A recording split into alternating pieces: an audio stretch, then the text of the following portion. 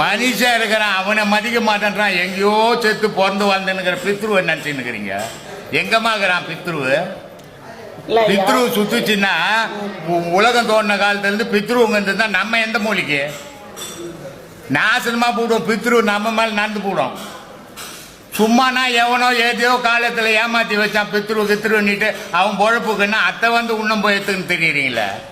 நம்ம செய்த பாவம் புண்ணியம் தான், நம்ம விதி தான் நம்ம வாழ்க்கையை நிர்ணயம் பண்ணோம். எந்த பித்ருவுக்கும் நமக்கும் சம்பந்தமே கிடையாது. உடலை விட்டு உயிர் பிரிஞ்சு போச்சுன்னா உடல் அடையாளம் தெரியுமா? இவர் எங்க அண்ணாத்த, இவர் எங்க தங்கச்சி, இவர் என் சப்தாரன்னு. யாருமா எவமா புழுவத்தை வந்ததுன்னு பேசுறீங்க நினச்சின்னுக்கிறீங்க?